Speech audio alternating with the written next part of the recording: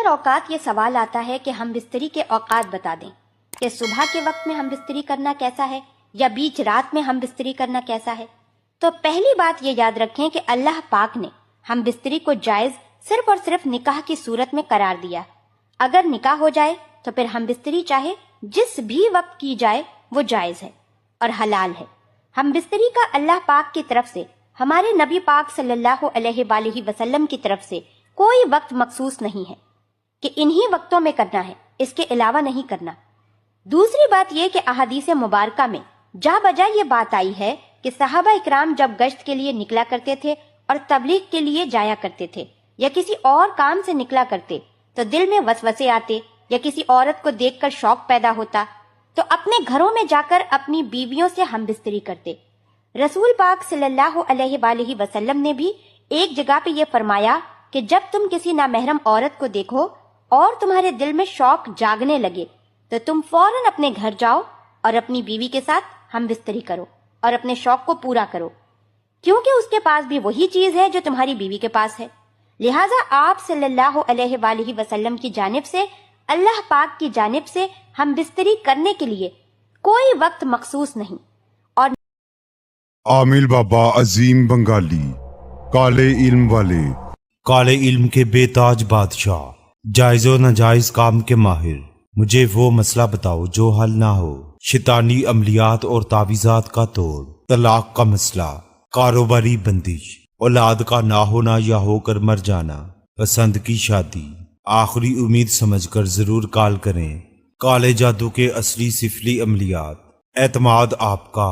محنت ہماری۔ عامل بابا عظیم بنگالی۔ اور اپنے شوق کو پورا کرو، کیونکہ اس کے پاس بھی وہی چیز ہے جو تمہاری بیوی کے پاس ہے۔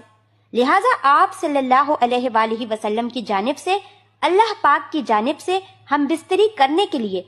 کوئی وقت مخصوص نہیں اور نہ ہی کوئی وقت کی قید ہے، چاہے صبح کے وقت کی جائے یا رات کے وقت کی جائے۔ عموماً ہمارے معاشرے میں ہوتا یہ ہے کہ رات کے وقت انسان تھکا ہارا ہوتا ہے اور اللہ پاک نے میاں بیوی کو ایک دوسرے کا سکون بتایا ہے اور ایک دوسرے کا لباس بھی بتایا ہے۔ رات کا وقت جب ہوتا ہے اور آدمی تھکن سے چور چور جب گھر پہنچتا ہے اور بیوی سے جب یہ لذت حاصل کرتا ہے تو اس کے پورے دن کی تھکن اتر جاتی ہے۔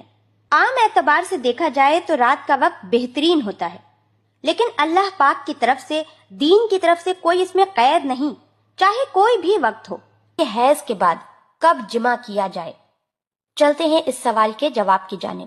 جواب کچھ یوں ہے کہ جب حیض کا خون بند ہو جائے اور عورت اپنی شرمگاہ کو دھو لے یا وضو کر لے یا غسل کر لے تب اس سے جمع کرنا جائز ہوگا، اس لیے کہ قرآن پاک میں طہارت کا لفظ استعمال کیا گیا ہے جس کا اطلاق تینوں حالتوں پر ہوتا ہے۔ اس مسئلے میں ائمہ کا اختلاف ہے۔ امام مالک، امام شافعی اور امام احمد کے نزدیک جب تک غسل نہ کر لے یا کسی عذر کی وجہ سے بجائے غسل کے تیمم نہ کر لے اس سے جمع جائز نہیں۔ امام ابو حنیفہ رحمت اللہ علیہ کے مسلک میں مدت حیض کم سے کم 3 دن اور زیادہ سے زیادہ 10 دن ہے۔ اب اگر خون 10 دن سے کم میں بند ہو جائے تو عورت سے جمع اس وقت جائز ہے جب وہ غسل کر لے یا ایک فرض نماز کا وقت گزر جائے، اور اگر خون پورے 10 دنوں کے بعد بند ہو تو غسل سے پہلے ہی اس سے جمع جائز ہوگا۔ لیکن مستجب یہی ہے کہ عورت کے غسل کر لینے کے بعد ہی اس سے جمع کرے،